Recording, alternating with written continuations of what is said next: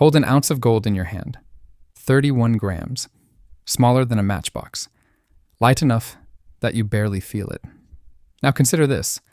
In 50 AD, a Roman centurion, a professional soldier commanding 80 men on the edges of the most powerful empire on earth, earned roughly 38 ounces of gold per year. Today, a United States Army captain, same rank, same job, same responsibility for the lives of the men under him, earns approximately 36 ounces of gold per year, 2,000 years.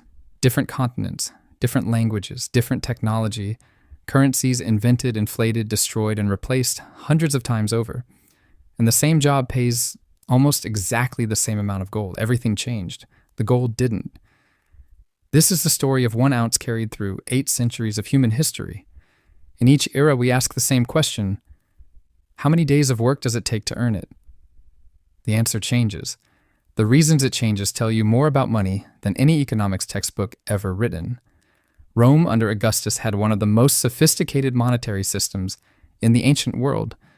The gold aureus at the top, silver denarius below, bronze at the bottom. A Roman foot soldier earned 225 denarii per year, roughly 2 ounces of gold. 1 ounce represented 6 months of a soldier's life on the frontier, 6 months of marching, fighting, sleeping in the dirt.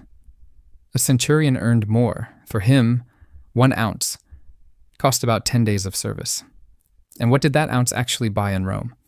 Approximately 350 loaves of bread, a respectable toga, 1 month's rent in a modest city apartment. Remember that number, 350 loaves. It's going to follow us through the next 2,000 years, and it almost never changes. But Rome didn't last, and the reason it didn't last is written in its coins. Over 2 centuries, Roman emperors steadily reduced the silver content of the denarius from 98% pure to less than 5%. They were printing money the only way they knew how, by diluting it. Prices exploded. Trust collapsed. The economy unraveled. Gold held. The people who had it survived. The people who trusted the denarius didn't. After Rome fell, Europe fractured.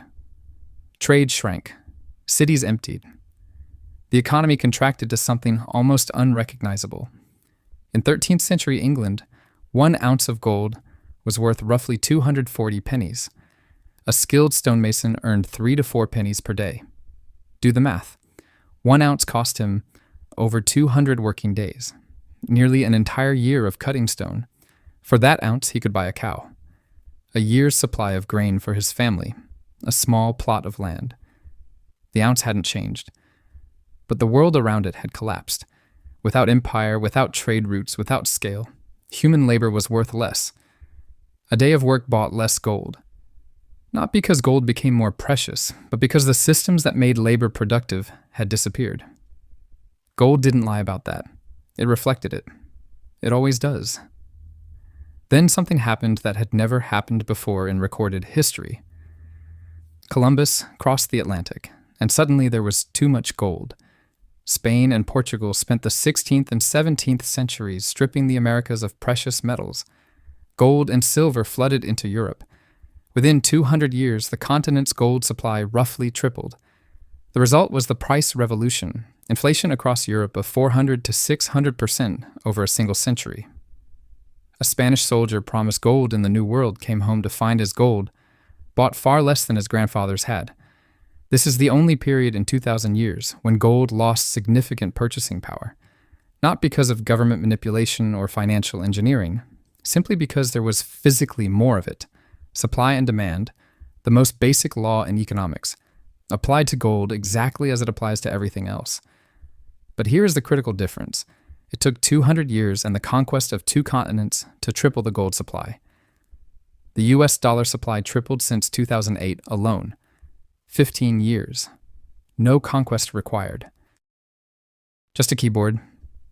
In 1717, Isaac Newton, yes, that Isaac Newton, was running the Royal Mint.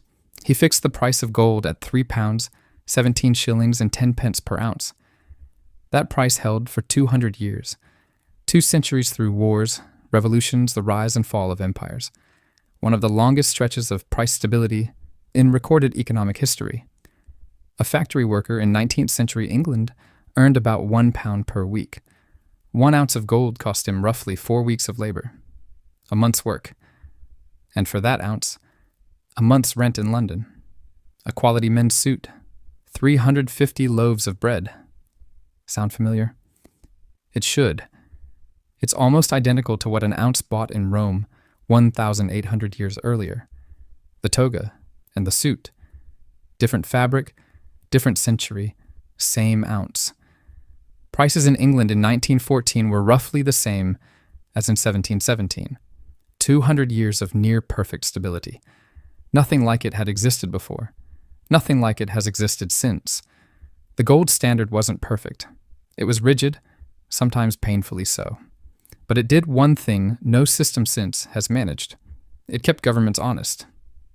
Because you cannot spend what you cannot back, and you cannot back what you cannot dig out of the ground. Then came the 20th century, and it broke everything. World War I was too expensive to fight with gold-backed money. Governments suspended the gold standard and started printing. After the war, they tried to go back. It didn't work. The world had changed. In 1934, Franklin Roosevelt made it illegal for American citizens to own gold. A federal crime. He ordered them to sell it to the government at $20.67 per ounce. Then he raised the official price to $35 overnight. Every dollar people received for their gold was suddenly worth 40% less. A wealth transfer from citizens to the state executed with the stroke of a pen. Then came Bretton Woods in 1944. The entire world's currencies were pegged to the dollar. The dollar was pegged to gold at $35 per ounce. Gold was still the center of the global monetary system, but ordinary people were no longer allowed to touch it. This arrangement lasted 27 years, until one president decided the rules no longer applied to him. And that single decision, made on a Sunday evening in August 1971 without consulting Congress, changed the relationship between gold and human labor more than anything in the previous 2,000 years. August 15th, 1971, Sunday evening. Richard Nixon sat before television cameras and in 11 minutes announced what took humanity 5,000 years to build. The United States would no longer exchange dollars for gold. The last physical link between money and reality, severed. Not gradually, not democratically. On a Sunday evening without consulting Congress or asking the world that had organized its entire monetary system around this promise. By Monday morning, everything had changed. What followed was the most dramatic repricing in recorded history. Gold was $35 in 1971. By 1980, it reached $850. That is not gold becoming more valuable. That is the world suddenly realizing what an ounce was actually worth when the artificial ceiling was removed. But the price chart is not the interesting part. Here is the interesting part. In 1971, the average American worker earned $7,500 per year. Gold was $35. 1 ounce cost less than 2 days of work. Today, the average worker earns roughly $60,000. Gold sits above $2,000. 1 ounce now costs 2 to 3 weeks of labor. Same metal, same 31 grams. 10 times more human effort required to acquire it. Gold didn't change, the dollar changed. And those 10 additional days of work that every American now spends earning 1 ounce, that is the hidden tax of abandoning gold. Paid not through any invoice or declaration, paid silently through the slow erosion of what a day of human labor is worth when measured in something real. Central banks understood this immediately, even if they never said it publicly.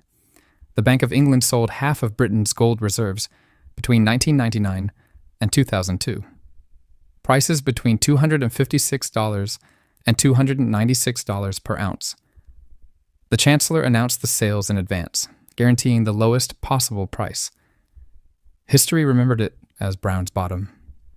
Britain sold 400 tons at an average of $275. That gold today would be worth approximately $30 billion. While Western central banks were selling and calling gold obsolete, Eastern central banks were buying everything being sold. China dramatically increased reserves. Russia rebuilt from almost nothing to over 2,000 tons. Poland, Hungary, India, quietly accumulating physical gold, while official Western policy described it as a relic. The institutions that create paper money know better than anyone what paper money is worth over time. They have been voting with their reserves for 20 years. Watch what they do, not what they say. The bread test still works. 1 ounce in ancient Rome bought approximately 350 loaves. 1 ounce today buys approximately 300 to 400 loaves, depending on where you shop. The same basket of basic human necessities, food, shelter, clothing, costs roughly the same amount of gold today as it cost a Roman centurion in 50 AD. 2,000 years. Same ounce, same bread. The dollar cannot say the same. $1 in 1913, when the Federal Reserve was created, bought what $30 buys today. A 96% collapse across 110 years. Gold didn't gain value against bread. The dollar lost it. 3 conclusions from 2,000 years of evidence. Gold doesn't measure wealth. It measures labor. The number of working days per ounce shifts with how society values work.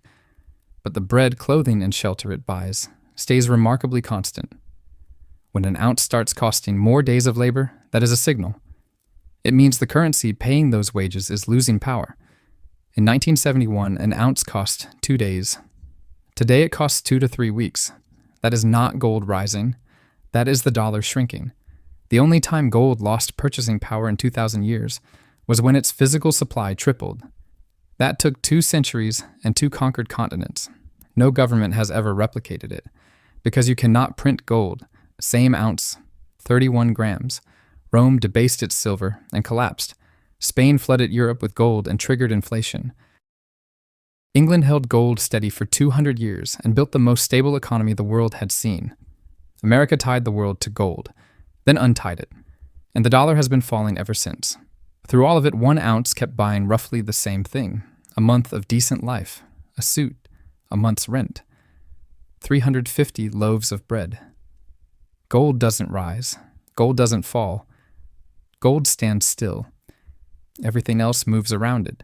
A Roman centurion earned 38 ounces per year. An American captain earns 36, 2,000 years. Same job, same gold, almost the same number. Maybe the question isn't what gold is worth. Maybe the question is what your labor is worth and what you are measuring it in.